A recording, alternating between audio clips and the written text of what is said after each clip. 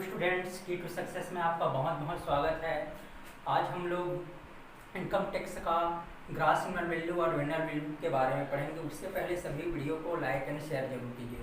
देखो भाई, हम लोग पिछले क्लास में हाउस प्रॉपर्टी का इंट्रोडक्शन पढ़े थे, ठीक है, कि कैसे कैलकुलेट करते हैं, उसका सेक्शन पढ़े थे। टोटल कितने सेक्शन हैं हाउस प्रॉपर्टी में सेक्शन 22 से लेकर के टोटल सेक्शन 27 सेक्शन था। 22 में कल हम लोग चार्जिंग सेक्शन को पढ़े कि क्या क्या उसमें चार्ज किया जाएगा। आज हम लोग सेक्शन 23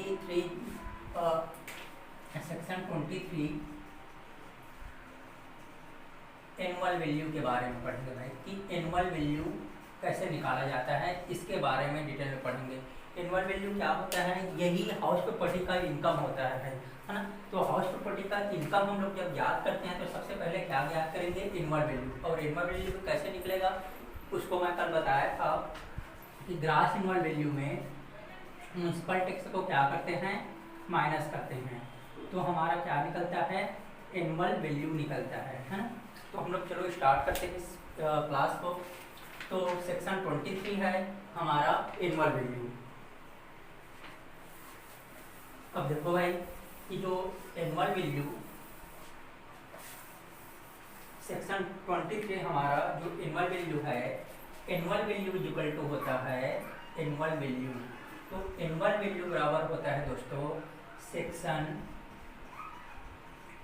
23 माइनस सेक्शन 24। मतलब सेक्शन 23 में सेक्शन 24 को माइनस करते हैं तो हमारा इनकम फ्रॉम हाउस प्रॉपर्टी निकलता है। क्या निकलता है भाई, इनकम फ्रॉम हाउस प्रॉपर्टी निकलता है। तो देखो इनकम फ्रॉम हाउस प्रॉपर्टी कैसे निकलेगा, सेक्शन 23 में सेक्शन 24 को माइनस करेंगे तो हमारा इनकम फ्रॉम हाउस प्रॉपर्टी निकलेगा, ठीक है। सेक्शन 23 में हुआ है एनुअल वैल्यू, ठीक है, एनुअल वैल्यू माइनस सेक्शन 24 है डिडक्शंस। डिडक्शंस को हम लोग माइनस कर देते हैं तो हमारा इनकम फ्रॉम हाउस प्रॉपर्टी निकलेगा, ठीक है भाई। अब देखो इनकम फ्रॉम हाउस प्रॉपर्टी में इसको 3 भाग में बांटा गया है। इनकम फ्रॉम हाउस प्रॉपर्टी, तो देखो भाई 3 भाग में कैसे डिवाइड किया गया है, ध्यान से देखना। तो कहाँ कहाँ से इनकम प्राप्त होता है, तो फर्स्ट है हमारा लेट आउट। जब भी हम लोग हाउस प्रॉपर्टी को क्या करते हैं, लेट आउट करते हैं, रेंट में देते हैं, उससे इनकम मिलता है, ठीक है, रेंट में देते हैं उससे इनकम मिलता है। दूसरा सेल्फ ऑक्युपाइड है, दूसरा हमारा क्या है भाई, सेल्फ ऑक्युपाइड। सेल्फ ऑक्युपाइड मतलब होता है स्वयं निवास के लिए उपयोग करता है। कैसा उपयोग करता है, स्वयं निवास के लिए उपयोग करता है। और नेक्स्ट है deemed to be let out, है ना, deemed to be let out. इसके मतलब होता है कि मान लिया गया है कि उसको हम लोग लेट आउट किए हैं, किराया में दिए हैं। तो income from house property 3 condition से निकालते हैं। आप लोग ये मत समझना ओनली लेट आउट किराया में दिए हैं वही हमारा इनकम है, ऐसे मत समझना, ठीक है।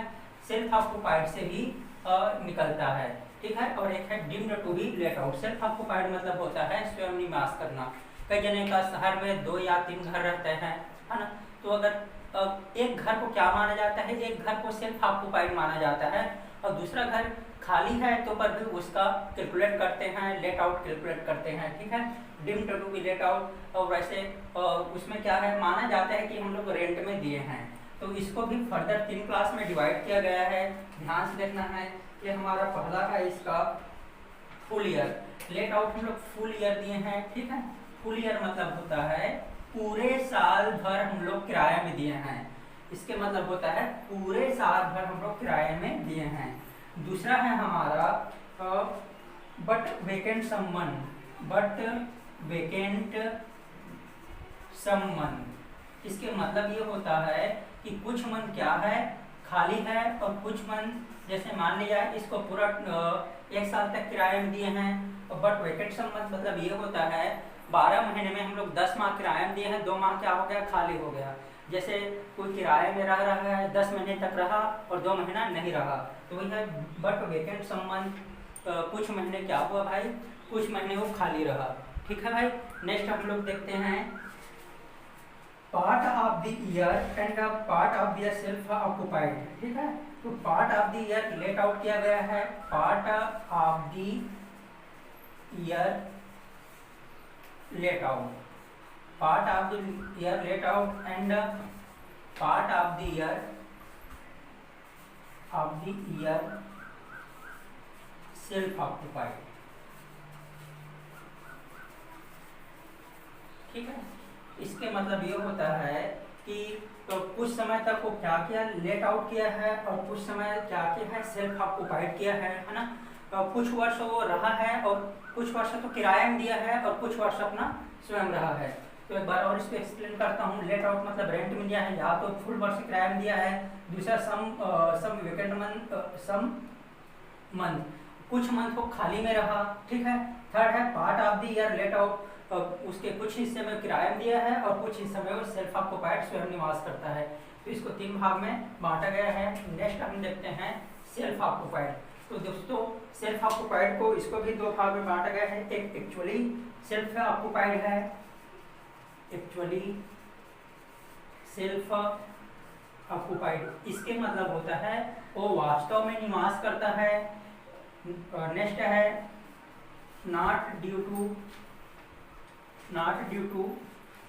एम्प्लॉयड, इसके मतलब होता है कि वो एम्प्लॉयड के कारण, जैसे मान लिया जाए मेरा घर है, अब मेरा बाहर में जॉब लग गया, सपोज रायपुर में जॉब लग गया, मैं बिलासपुर में रहता हूँ, तो बिलासपुर वाले घर को क्या करना पड़ेगा, उसको छोड़ना पड़ रहा है। किस कारण, मुझे एम्प्लॉय के कारण, वहाँ मैं जॉब करता हूँ उसके कारण छोड़ना पड़ रहा है। तो नॉट ड्यू टू एम्प्लॉयड। ठीक है, तो सेल्फ ऑक्युपाइड है लेकिन एम्प्लॉयड के कारण। ठीक है, नेक्स्ट है हमारा deemed to be let out. Deemed to be let out इसको ऐसे ही माना गया है भाई। तो हम स्टार्ट करेंगे फुल ईयर। अभी हम लोग पढ़ रहे हैं इनकम फ्रॉम हाउस प्रॉपर्टी की हाउस प्रॉपर्टी का इनकम कैसे निकलेगा जब वो फुल ईयर क्या है, फुल ईयर उसको रेंट में दिए हैं। तो फर्स्ट हम लोग अब इसको देखते हैं, फुल ईयर जब रेंट में दिए हैं तो इसका क्या प्रोविजन होगा इसके बारे में देखते हैं। तो चलो भाई स्टार्ट करते हैं हम लोग इनकम फ्रॉम हाउस प्रॉपर्टी। तो अभी हम लोग देखें कि इनकम फ्रॉम हाउस प्रॉपर्टी कैसे निकलता है। तो section 23 that is annual value में सेक्शन 24 को डिडक्शन को माइनस कर देते हैं तो हमारा एनुअल वैल्यू निकलता है भाई, है ना। अब हम लोग देखेंगे कि कैसे एनुअल वैल्यू निकालते हैं, उसको ध्यान से देखना है। अब यहाँ पे कंप्यूटेशन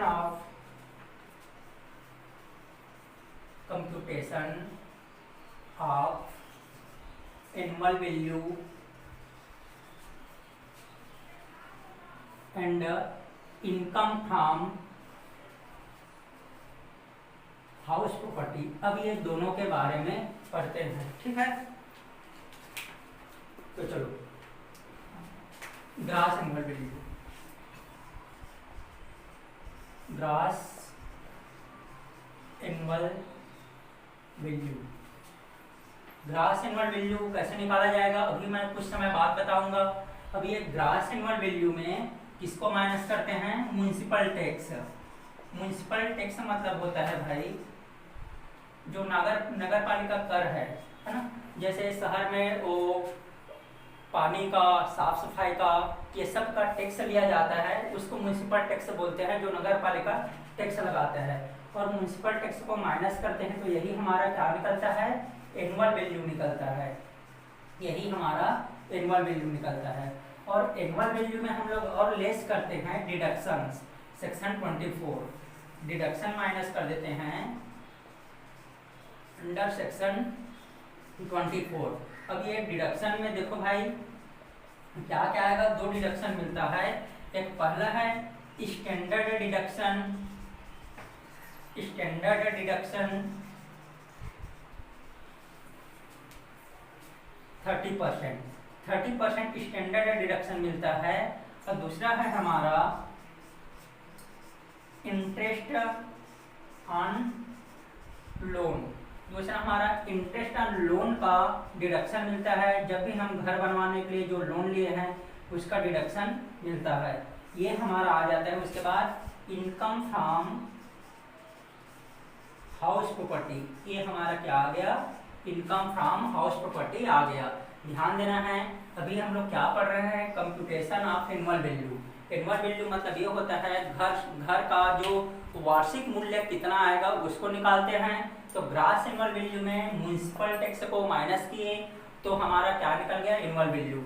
तो ग्रॉस एनुअल वैल्यू कैसे कैलकुलेट किया जाएगा अभी मैं जस्ट बताऊंगा। म्युनिसिपल टैक्स मतलब क्या होता है, जो नगर निगम जो टैक्स लेता है वहाँ पे साफ सफाई का, देखते हो शहर में साफ सफाई करते हैं, नाली को साफ सफाई करते हैं, रात में चौकीदारी करते हैं, वो सबका टैक्स लिया जाता है, पानी का लिया जाता है ना, वाटर चार्ज वगैरह है, इलेक्ट्रिसिटी बिल वगैरह है, ये सबको क्या कर देते हैं, माइनस कर देते हैं। इलेक्ट्रिसिटी मतलब ये मत समझना घर का इलेक्ट्रिसिटी, इलेक्ट्रिसिटी मतलब होता है जो स्ट्रीट लाइट है जो खंभे में लगा रहता है उस लाइट का, तो इसको क्या करते हैं, माइनस करते हैं। तो हमारा क्या निकलता है, एनुअल वैल्यू निकलता है। उसमें डिडक्शन माइनस कर देते हैं, स्टैंडर्ड डिडक्शन 30%। स्टैंडर्ड डिडक्शन मतलब ये होता है कि घर में झाड़ू का, पोछा का, पेंटिंग का, ये सब का मेंटेनेंस चार्ज जो लगता है उसको एक साथ दिया जाता है, दैट इज 30% दिया जाता है, उसको स्टैंडर्ड डिडक्शन कहते हैं। और इंटरेस्ट और लोन घर बनवाने के लिए क्या लिया जाता है भाई, लोन लिया जाता है। तो प्रीवियस ईयर का तो पूरा रहेगा और प्रायर पीरियड का कितना परसेंट लगेगा, प्रायर पीरियड का 1/5 लगेगा, उसको भी मैं कैलकुलेट करके बताऊंगा। तो इस प्रकार हमारा इनकम फ्रॉम हाउस प्रॉपर्टी निकलता है दोस्तों। तो ये हमारा क्या निकल गया भाई, इनकम फ्रॉम हाउस प्रॉपर्टी निकला है ना। अब नेक्स्ट है हमारा, अब नेक्स्ट है सेक्शन 23(1)(a। सेक्शन 23(1) में दिया है हम लोग एक्सपेक्टेड रेंट, ठीक है। एक्सपेक्टेड रेंट कैसे निकालते हैं इसके बारे में दिया गया है हमारा सेक्शन 23(1)(a) में दिया है एनुअल वैल्यू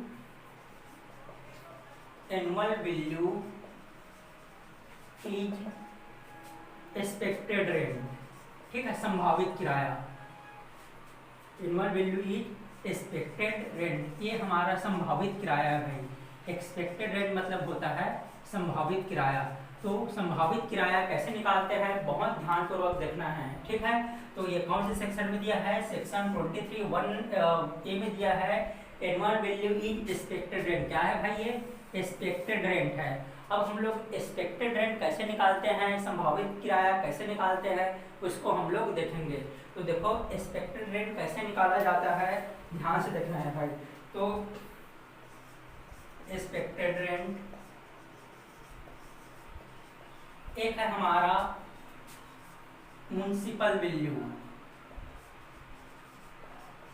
ये नगर पालिका मूल्य है, और है हमारा फेयर रेंट। दोनों में से जो हायर है, दोनों में से जो क्या है, विच एवर इज हायर, दोनों में से जो हायर है वही क्या कहलाता है भाई, एक्सपेक्टेड रेंट कहलाता है, संभावित किराया कहलाता है। तो म्युनिसिपल वैल्यू है ना, म्युनिसिपल वैल्यू और है फेयर रेंट। नगर पालिका मूल्य और फेयर रेंट मतलब होता है उचित किराया। दोनों में से जो ज्यादा है वही क्या निकलेगा, एक्सपेक्टेड रेंट निकलेगा। अब म्युनिसिपल वैल्यू क्या होता है उसको ध्यान से सुनना। म्युनिसिपल वैल्यू मतलब ये होता है जो लोकल अथॉरिटी है, नगर निगम डिसाइड करता है कि इस एरिया का रेंट कितना रहेगा। जैसे मान लीजिए हमको पता नहीं है भाई कि यहाँ का रेंट कितना होगा, तो वहाँ पे डिसाइड कौन करता है, जो नगर निगम है, लोकल अथॉरिटी है, वो डिसाइड करता है कि इस एरिया का रेंट कितना रहेगा। तो इसका निर्धारण कौन करता है, म्युनिसिपल और लोकल अथॉरिटी या म्युनिसिपल जो है वो डिसाइड करता है। आगे समझ में, तो इसका निर्धारण कौन करेगा, म्युनिसिपल अथॉरिटी डिसाइड करता है कि कितना रहेगा। दूसरा है हमारा फेयर रेंट। फेयर रेंट मतलब क्या होता है, जैसे रायपुर में अब ये 4 जगह है, एग्जाम्पल के लिए देख लेना। ये है हमारा ये परमानंद नगर है जहाँ पे हमारा कोचिंग है, ये परमानंद नगर है, ठीक है भाई। सपोज वहाँ का किराया है मंथली 8,000 है ना, 2 BHK का रेट है, 2 BHK का रेट है 8,000 पर मंथ है। अगर मैं इसी को समता कॉलोनी में देखूं तो समता कॉलोनी में इसका रेट कितना है भाई, समता कॉलोनी में ये 12,000 पर मंथ है, ठीक है। अगर इसी को मैं डुमर तालाब में देखूं, ठीक है, तो ये डुमर तालाब में इसका रेट है 6000 पर मंथ है। तो उचित किराया मतलब ये होता है कि उस एरिया में वास्तव में कितना किराया चल रहा है। अगर मैं परमानंद नगर में रहूंगा तो वहाँ का वो फेयर रेंट उचित किराया कितना चल रहा है, 8000 पर मंथ चल रहा है। अगर समता कॉलोनी में रहूंगा तो कितना है, 12000 पर मंथ है। अगर डुमर तालाब में रहूंगा तो कितना है, 6000 पर मंथ है। अगर वहीं पे कबीर नगर है, अगर कबीर नगर में रहूंगा 2 BHK में तो कितना में काम निकल जाएगा, 5000 पर मंथ में। तो इसके मतलब ये होता है फेयर रेंट उस एरिया में उसी के समान जो बिल्डिंग है, उसी के समान जो हाउस प्रॉपर्टी है उसका किराया कितना होगा, ये डिसाइड करता है हमारा फेयर रेंट, ठीक है, उचित किराया। तो ये दोनों में से जो हायर है उसको लिया जाएगा। मान लिया जाए म्यूनसिपल वैल्यू डिसाइड करता है कि इसका वैल्यू कितना है, 10000 है, और उचित किराया वहाँ पे कितना है, 12000 है। तो दोनों में से ज़्यादा कौन है भाई, 12000। तो एक्सपेक्टेड रेंट संभावित किराया कितना को लिया जाएगा, दोनों में से ज़्यादा कौन सा है, 12000, इसको लिया जाएगा। अगर मान लिया दूसरा कंडीशन में देखता हूँ, म्यूनसिपल वैल्यू हमारा 8000 है और जो फेयर रेंट कितना है, 5000 है। तो यहाँ पे दोनों में से हायर कौन है, 8000 है। तो इसको क्या लिया जाएगा, इसको एक्सपेक्टेड रेंट लिया जाएगा। तो आई थिंक सबको समझ में आ गया होगा, कोई प्रॉब्लम नहीं होगा। ठीक है दोस्तों, आगे बढ़ते हैं। एक्सपेक्टेड रेंट संभावित किराया आपको समझ में आ गया होगा। म्यूनसिपल वैल्यू और फेयर रेंट दोनों में से जो ज़्यादा हो उसको लिया जाएगा। ठीक है भाई, आगे बढ़ते हैं हम लोग। उसके बाद है ये दोनों के बाद ये हमारा सेक्शन 23(1) था।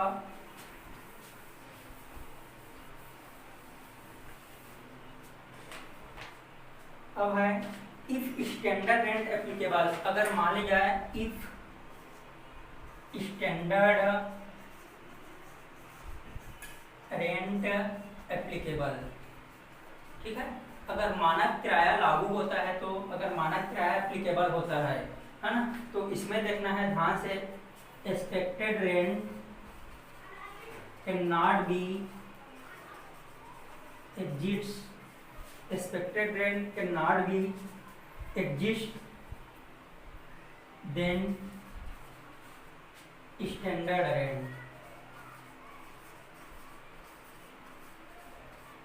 ठीक है, तो यहाँ पे ध्यान देना है, expected rent can not be exist then standard rent. तो जो एक्सपेक्टेड रेंट है वो स्टैंडर्ड रेंट से ज़्यादा नहीं होना चाहिए, मानक किराए से ज़्यादा नहीं होना चाहिए। तो ध्यान देना है भाई, इसके बारे में भी समझना है। तो रेंट कंट्रोल जो एक्ट है ना, किराया अधिनियम जो एक्ट है वो क्या बोलता है कि एक स्टैंडर्ड रेंट डिसाइड करते हैं। स्टैंडर्ड रेंट वो जो रेंट कंट्रोल एक्ट है वो डिसाइड करता है कि इतना होना चाहिए मानक किराया, इससे ज़्यादा नहीं होना चाहिए। जैसे कई बार वहाँ पे डिसाइड करता है कि 5000 पर मंथ से ज़्यादा नहीं होगा, वो मानक किराया डिसाइड किया है। तो मानक किराया जो है वो किससे ज़्यादा नहीं होना चाहिए भाई, एक्सपेक्टेड रेंट के not be exist in standard rent. ये जो अभी हमारा एक्सपेक्टेड रेंट निकला है वो स्टैंडर्ड रेंट से ज़्यादा नहीं होना चाहिए। तो अभी इसके बारे में समझ लेना है। तो स्टैंडर्ड रेंट कहाँ से एप्लीकेबल होता है, ये रेंट कंट्रोल एक्ट डिसाइड किया गया है ना, उसमें ये बताया गया है जो मानक किराया है वो मानक किराया तो जो एक्सपेक्टेड रेंट है वो मानक किराए से अधिक नहीं होना चाहिए। तो देखो भाई, अभी ध्यान से देखना है, मैंने एग्जांपल दिया था, म्यूनसिपल वैल्यू सपोज है 12000 है, फेयर रेंट है आपका 10000 है, ठीक है। अब ये दोनों में से हायर कौन सा है भाई, तो ये दोनों में से हायर है हमारा 12000 है, ठीक है। सपोज अगर expected rent can not be exist then standard rent, अगर स्टैंडर्ड रेंट हमारा ये जो स्टैंडर्ड रेंट है ये 8000 हो गया, तो हम लोग किसको लेंगे, तो ये 8000 को ही लेंगे, क्योंकि इस यहाँ पे साफ साफ लिखा है expected rent can not be exist then standard rent. जो हमारा एक्सपेक्टेड रेंट है ना, कितना निकला है यहाँ पे 12000, वो 12000 जो स्टैंडर्ड रेंट 8000 से अधिक नहीं होना चाहिए। तो यहाँ पे जो संभावित किराया एक्सपेक्टेड रेंट कितना को मानेंगे, 8000 को ही माना जाएगा, ठीक है। अगर मान ले जाए अगर स्टैंडर्ड रेंट, तो स्टैंडर्ड रेंट अगर 15,000 है, स्टैंडर्ड रेंट कितना हो गया 15,000 है। 15,000 है तो ये 12,000 को ही लिया जाएगा। किसको लिया जाएगा 12,000 को ही लिया जाएगा, है ना। तो इसको ध्यान से समझना है। Expected rent can not be exist in the standard rent. जो एक्सपेक्टेड रेंट है कभी भी स्टैंडर्ड रेंट से ज़्यादा नहीं होना चाहिए। अगर मान लिया जाए इससे ज़्यादा हो रहा है, इससे ज़्यादा, तो किसको लेंगे स्टैंडर्ड रेंट को। अगर स्टैंडर्ड रेंट कम है ना, तो एक्सपेक्टेड रेंट जो निकला है उसी को लेंगे। अगर ये स्टैंडर्ड रेंट ज़्यादा हो गया, कौन सा ज़्यादा हो गया स्टैंडर्ड रेंट, तो किसको लिया जाएगा स्टैंडर्ड रेंट को ही लिया जाएगा। तो यहाँ पे एक बार और समझ लेना है, expected rent can not be exist in the standard rent, ठीक है। अब हम लोग इसको मैं शॉर्ट में समरी भी बताऊंगा भाई, अब देख लेना है। अब इसके मतलब क्या समझे, देखो समरी में देख लेना है।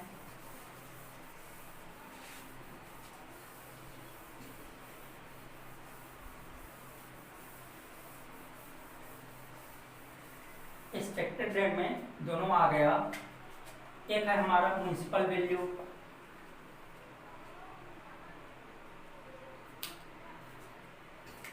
ये हमारा एक म्युनिसिपल वैल्यू आया, ठीक है। और दूसरा फेयर रेंट है ना। दोनों में से जो हायर है उसको देखते हैं, ठीक है भाई, एक पोर्शन। और दूसरा है हमारा स्टैंडर्ड रेंट, ठीक है। अब ये जो स्टैंडर्ड रेंट आ गया, ए और बी, ए एक्सपेक्टेड रेंट है और बी क्या है हमारा स्टैंडर्ड रेंट है। दोनों में से विच इवर इज लोअर, दोनों में से जो कम है उसको लिया जाएगा, ठीक है।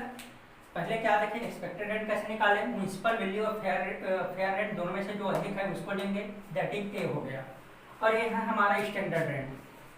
अब जो स्टैंडर्ड रेंट है दोनों में से जो क्या है लोअर है, ए और बी दोनों में से जो लोअर है उसको लिया जाएगा।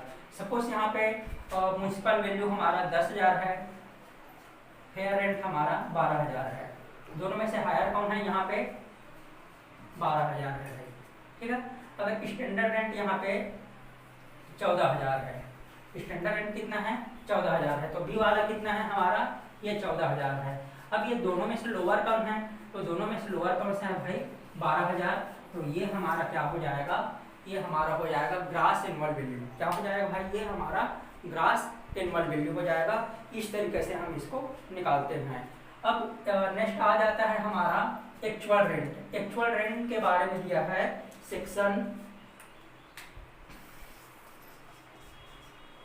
23(1)(b), ये है हमारा एक्चुअल रेंट। एक्चुअल रेंट मतलब होता है वास्तविक में कितना किराया मिला, ये है हमारा एक्चुअल रेंट है। एक्चुअल रेंट मतलब वास्तव में हमको कितना किराया मिला, ये क्या है भाई हमारा एक्चुअल रेंट होगा, ठीक है। तो यहाँ पे भी इसका रूल है, actual rent is more then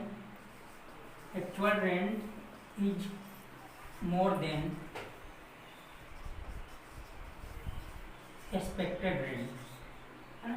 actual rent is more than expected rent. Then जो आपका एनुअल वैल्यू है ना, एनुअल वैल्यू कितना लेंगे भाई एक्चुअल रेंट को ही लेंगे। अगर एक्चुअल रेंट ध्यान देना है, actual rent is more than expected rent. अगर एक्चुअल रेंट किससे ज़्यादा है एक्सपेक्टेड रेंट से ज़्यादा है, तो एनुअल वैल्यू किसको लेना है एक्चुअल रेंट को ही लेना है। ध्यान देना है, वेरी वेरी इंपॉर्टेंट। अगर एक्चुअल रेंट वास्तविक किराया संभावित किराया से ज़्यादा है तो एनुअल वैल्यू हमेशा एक्चुअल रेंट को ही लिया जाएगा। अगर मान लिया जाए यहाँ पे आपका एक्सपेक्टेड रेंट कितना आ गया 12,000 आ गया, ठीक है, ये 12,000 आ गया। और यहाँ पे आपका एक्चुअल रेंट है 14,000 है, तो कौन किसको लिया जाएगा भाई, तो एक्चुअल वैल्यू आपका 14, एनुअल वैल्यू हमारा 14,000 को ही लिया जाएगा। ध्यान देना है, सेक्शन 23(1) भी क्या बोलता है, जो वास्तविक किराया मतलब वास्तव में हम लोग जो किराया पे करते हैं वही होता है। Actual rent is equal to actual rent is more than expected rent, तो एक्चुअल वैल्यू क्या लिया जाएगा, एनुअल वैल्यू क्या लिया जाएगा एक्चुअल रेंट को ही लिया जाएगा, है ना। तो इसको एक एग्जांपल के थ्रू हम समझ लेते हैं, ध्यान देना है भाई।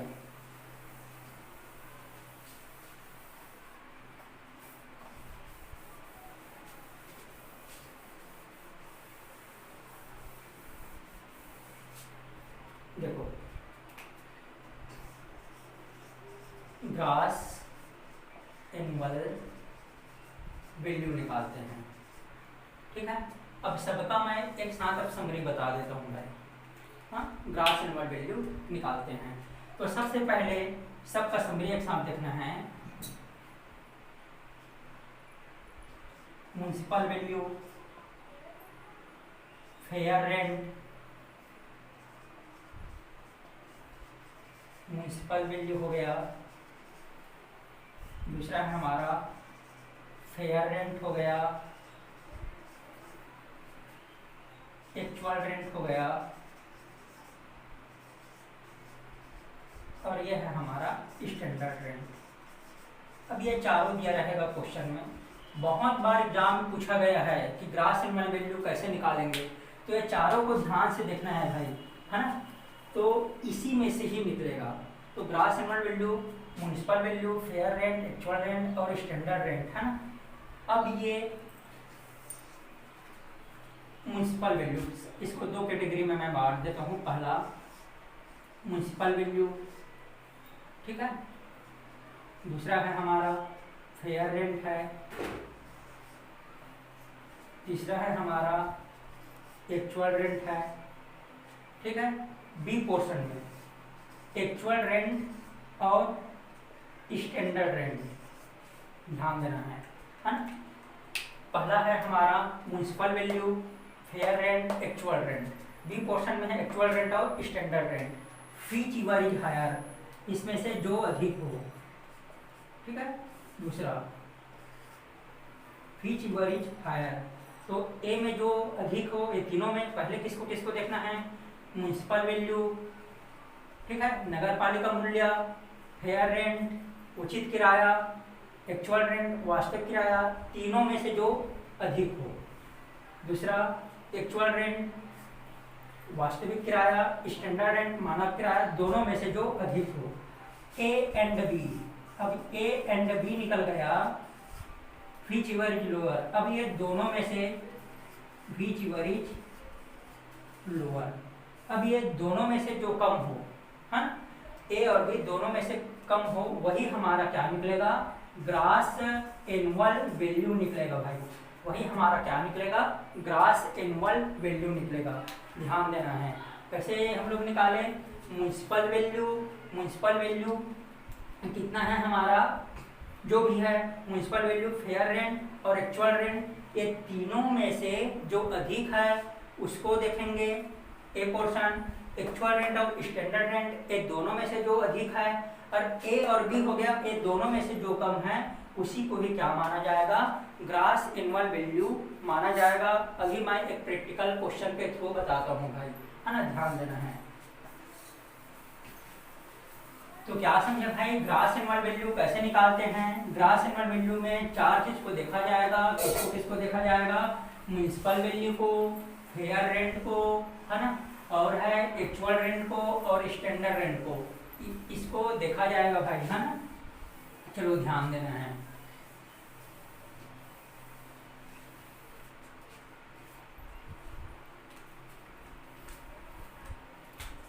कंप्यूटेशन ऑफ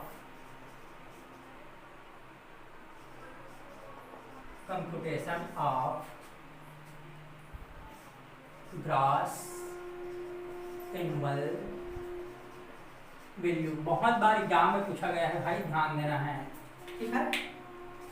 अब हम लोग ग्रॉस एनुअल वैल्यू कंप्यूट करते हैं भाई, ठीक है। तो अभी मैंने बताया ए पोर्शन में, चलो म्युनिसिपल वैल्यू है हमारा 1 लाख है। बी है हमारा फेयर रेंट, उचित किराया है हमारा 1,20,000 है। सी हमारा एक्चुअल रेंट है, सपोज 90,000 है, ठीक है। और डी वाला हमारा पोर्शन है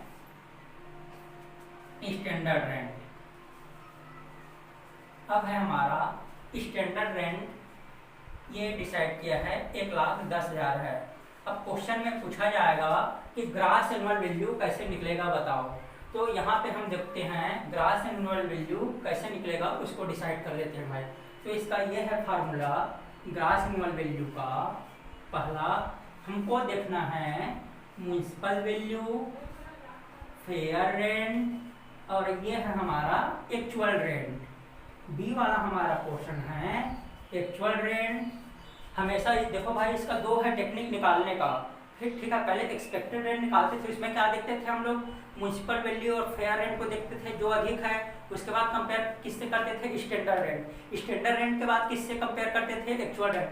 वो थोड़ा डिफिकल्ट जाता है कैलकुलेट करने में। मैं आपको बहुत ही शॉर्ट ट्रिक बता रहा हूँ, कभी मिस्टेक नहीं होगा, ये हमेशा एप्लीकेबल होगा भाई, वेरी वेरी इंपॉर्टेंट है ये।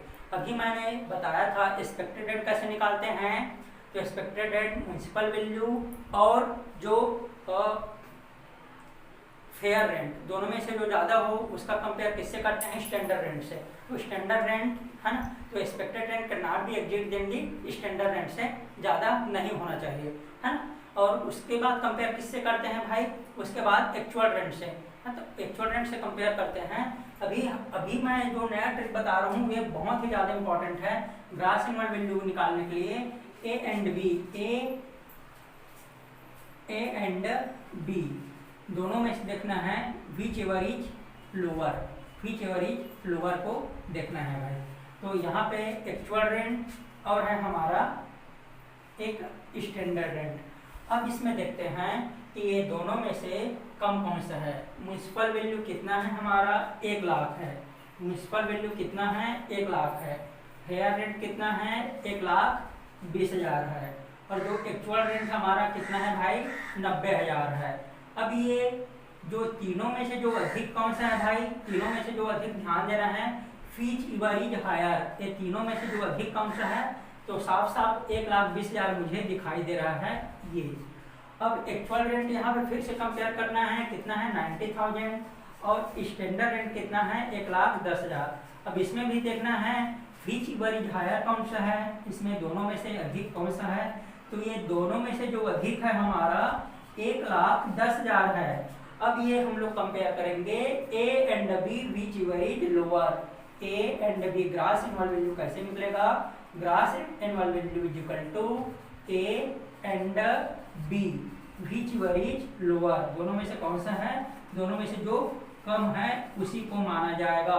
तो ए में कितना आया है 1,20,000 आया है और बी में कितना आया है भाई, बी में हमारा आया है 1,10,000 आया है। और दोनों में से जो कम कौन सा है 1,10,000, दोनों में से जो कम है उसी को ही क्या माना जाएगा, उसी को ही ग्रॉस एनुअल वैल्यू माना जाएगा। आ गया समझ में भाई। तो ग्रॉस एनुअल वैल्यू कौन सा होगा, ग्रॉस एनुअल वैल्यू हमारा 1,10,000 होगा। तो आया समझ में कि ग्रॉस एनुअल वैल्यू कैसे निकलता है। तो ग्रॉस एनुअल वैल्यू इस प्रकार निकलता है भाई, है ना। सपोज इस क्वेश्चन में अगर मैं बोल देता हूँ म्युनिसिपल टैक्स है 10%, म्युनिसिपल टैक्स कितना है 10%, compute annual value, compute annual value. अब यहाँ पे एनुअल वैल्यू निकालने के लिए बोला है भाई, है ना। क्या निकालना है, कंप्यूट एनुअल वैल्यू। तो ग्रॉस एनुअल वैल्यू कितना निकला 1,10,000 निकल गया। देखो मैं इसको अभी मिटाने वाला हूँ, ध्यान से देख लेना ग्रॉस एनुअल वैल्यू कैसे निकला है भाई। तो gross annual value municipal value, fair rent और एक्चुअल रेंट तीनों में से जो अधिक है, म्युनिसिपल वैल्यू 1 लाख था, फेयर रेंट 1,20,000 है, एक्चुअल रेंट कितना है 90,000 है। तीनों में से जो अधिक कितना है 1,20,000 है भाई, है ना। एक्चुअल रेंट और स्टैंडर्ड रेंट 90,000 और कितना है 1,10,000 है। इसमें दोनों में से अधिक कम है 1,10,000 है। अब ए और बी दोनों में से कंपेयर करना है, कम कौन सा है 1,10,000 है। यही हमारा क्या कहलाएगा, यही हमारा ग्रॉस एनुअल वैल्यू कहलाएगा। अब हमें निकालना है एनुअल वैल्यू निकालना है।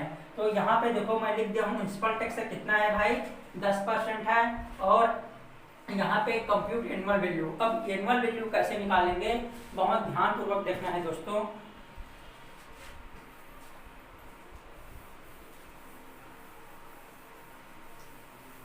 तो देखना है भाई एनुअल वैल्यू कैसे निकलेगा। तो ये है हमारा कंप्यूटेशन ऑफ एनुअल वैल्यू। तो सबसे पहले ग्रास एनुअल वैल्यू, हमारा ग्रास एनुअल वैल्यू कितना आया है भाई? ग्रास एनुअल वैल्यू आया है 1,10,000 आया है। अब उसमें किसको माइनस कर दूंगा? म्युनिसिपल टैक्स को माइनस कर दिया जाएगा। तो म्युनिसिपल टैक्स कैसे निकलेगा? म्युनिसिपल टैक्स 10% है, तो 10% हमेशा किसका निकालते हैं? म्युनिसिपल वैल्यू का निकालते हैं। तो यहाँ पे म्युनिसिपल वैल्यू कितना है? म्युनिसिपल वैल्यू 1 लाख का 10% कितना हो जाएगा भाई? 1 लाख का 10% हो जाएगा 10,000। ठीक है, ये हमारा जो म्युनिसिपल वैल्यू है ना, म्युनिसिपल वैल्यू उसी का कितना निकाले हैं? 10% निकाले हैं। हमारा म्युनिसिपल वैल्यू 1 लाख है, 1 लाख का 10% कितना होगा? 10,000। तो यही हमारा क्या निकल गया? एनुअल वैल्यू निकल गया भाई। यही हमारा क्या निकला है? एनुअल वैल्यू निकला है। दैट इज कितना निकल गया? 1 लाख। अब इसमें हम क्या लेस कर देते हैं भाई?